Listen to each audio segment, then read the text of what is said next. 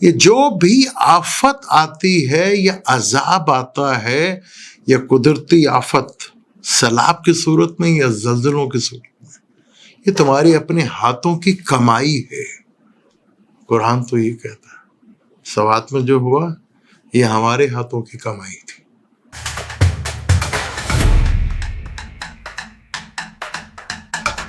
السلام علیکم، میں ہوں آپ کا اسٹرالوجر سلیم سمی۔ خوش آمدید سیاست اور نجوم کے اوپر۔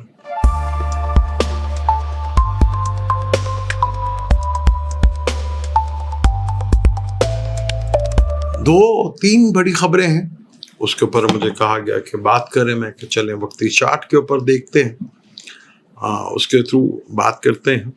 اگر وقتی چارٹ کے اوپر بات کریں تو سیگیٹیریس لگن ہے، لگن کا مالک 7ویں گھر میں وینس کے ساتھ اور چندرما کے ساتھ، یعنی کہ چھٹے کے اور 8ویں گھر کے مالک کے ساتھ لگن کا مالک بیٹھا ہوا ہے، اور راہو اور جوپیٹر سیم نچھتر پہ ہیں، سیٹرن اور مرکری سیم نچھتر کے اوپر ہے۔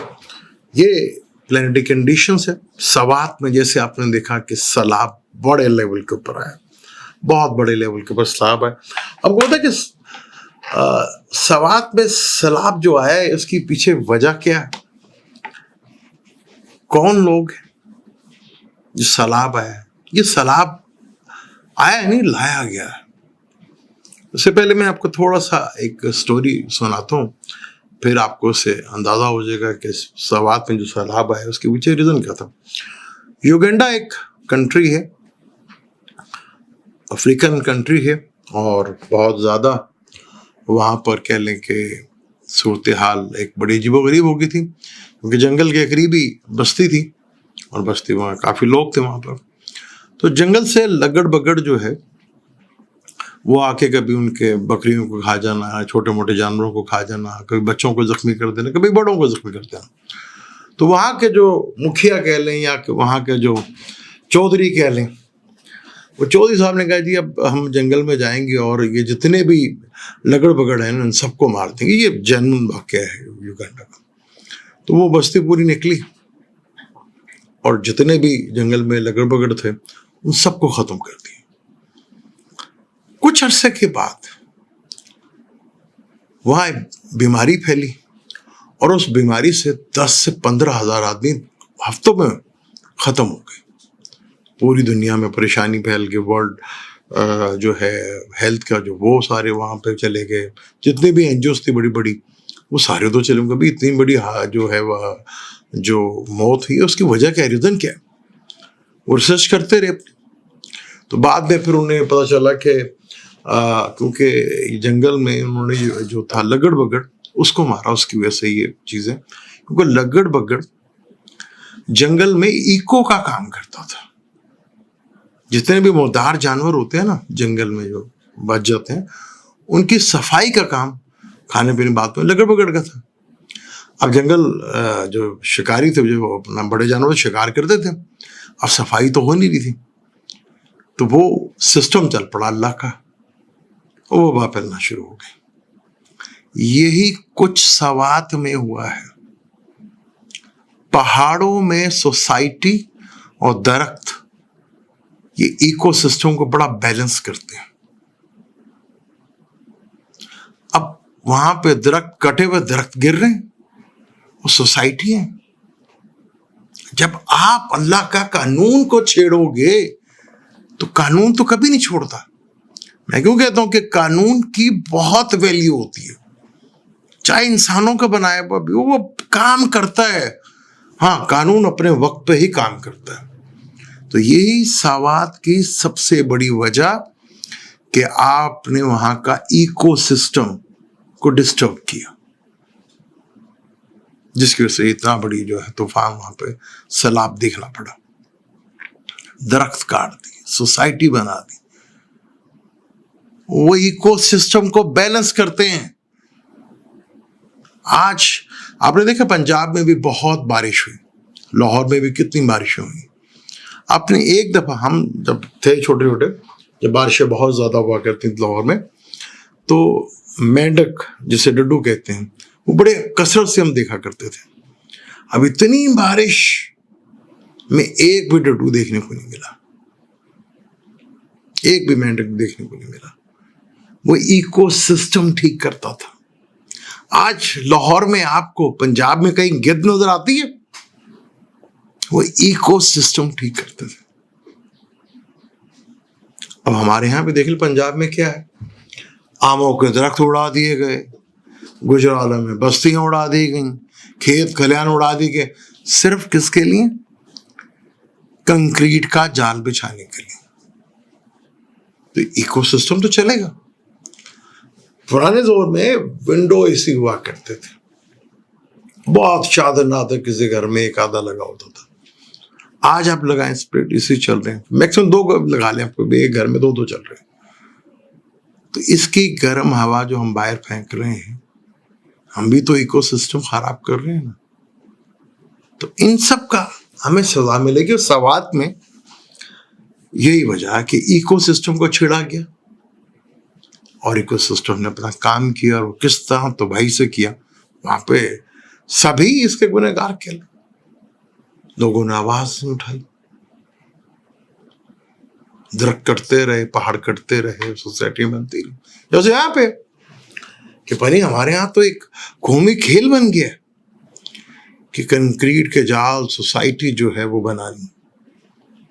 یہ ہمارے ملک کا سب سے بڑا بزنس بن گیا. کہاں ہم انڈسٹری سے جایا کرتے تھے, کہاں ہمارے یہاں پہ اتنی. اب ہمارے یہاں صرف پراپرٹی ڈیلر ہی رہ گئے, سوسائٹیز رہ گئی, یہ بزنس بنا گیا.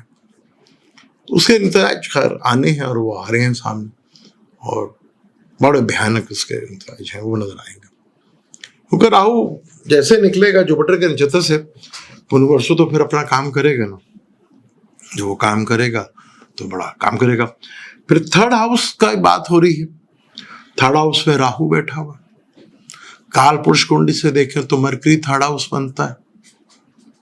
مرکری میں جوپٹر ہے, وینس اور مون ادھر بیٹھا ہوا. اس لگن سے دیکھیں تو ایکویریس جو ہے وہ بنتا ہے راہو بیٹھا ہوا. پرانے زمانے میں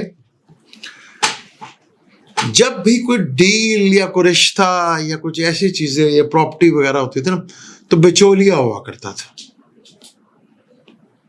کہ بھی بچولیا کو بلاؤ بھی, یا اس زمانے میں دلال بھی کہا کرتے تھے جو پراپرٹی کا کام کیا کرتے تھے. اب بچولیا, میں نے حالیہ پیچھے کو کہا تھا کہ کسی ویڈیو میں کہ پرانے زمانے میں مقبر اور ٹاؤٹ جو ہوا کرتے تھے وہ صحافت میں آ گئے. ابھی حال ہی میں آپ نے کیا دیکھا,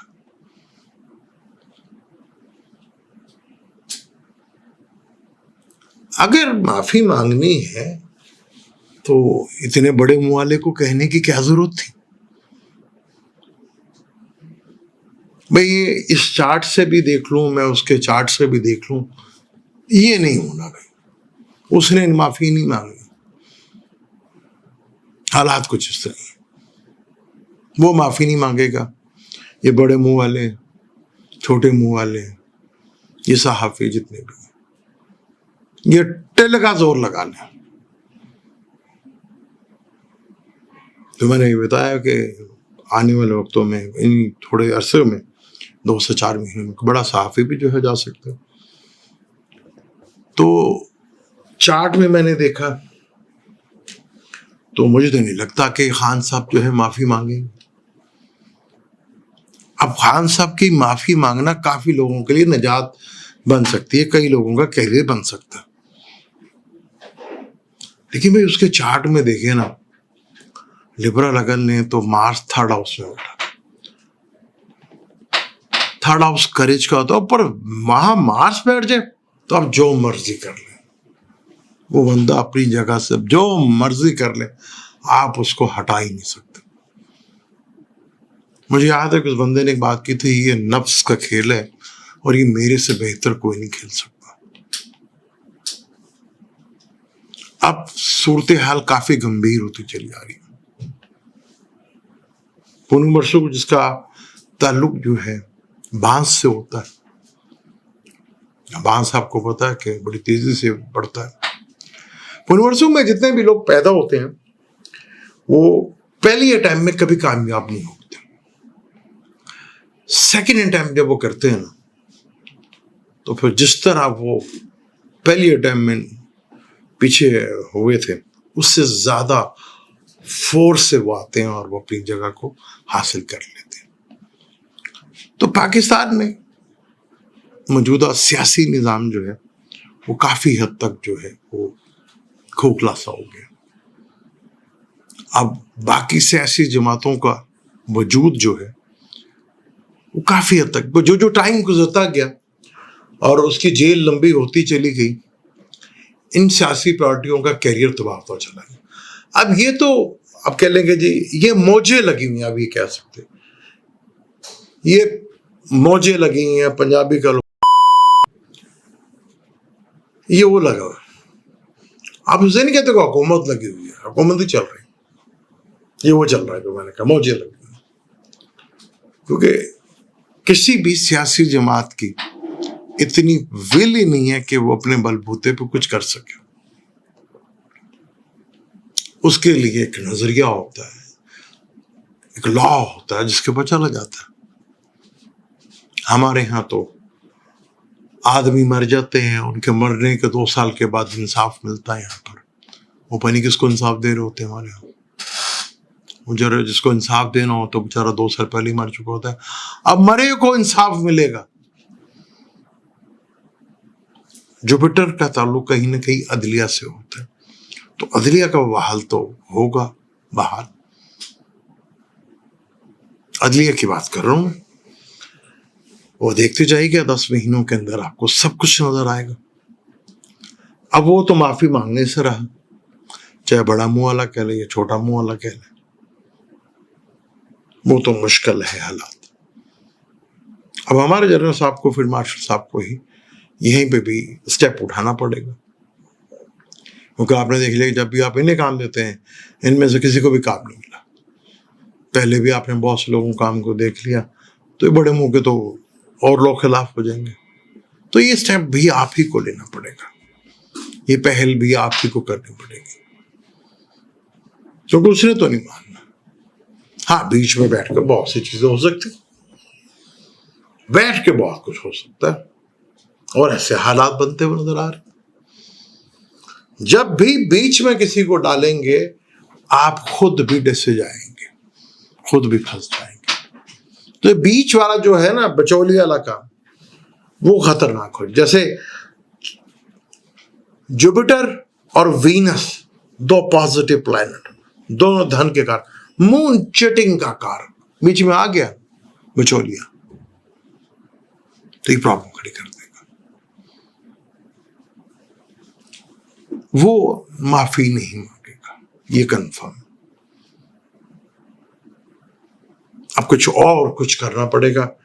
यहां पे तो सीन ऐसा है, क्योंकि आगे इंटरनेशनल जो बहुत सी जगह तंजीमें रुकी हुई थी, जैसे इसराइल के कह लें कि नेतन्याहू की सीट जब तक सेफ है, जब तक वो जंग लगा के रखेगा। जिस दिन जंग बंद हुई, नेतन्याहू की कुर्सी गई। जिस तरह मोदी ने कहा था, किसानों के और मछुआरों के जो मछेरे होते हैं उनके बीच में मोदी खड़ा है, यही परेशानी है उनके लिए कि उनके बीच में मोदी खड़ा हुआ। तो इसलिए किसान भी परेशान है वहां के और मछेरे भी परेशान। इसी तरह जैसे इसराइल में कि जब जंग है तो नेतन्याहू है, जिस दिन रुकी वो रुकना तो है, तो नेतन्याहू की छुट्टी। और ये छुट्टियां बहुत से लोगों की होंगी। मुझे तो इजाजत, इंशाल्लाह मिलते हैं किसी अगली वीडियो में। अल्लाह हाफिज।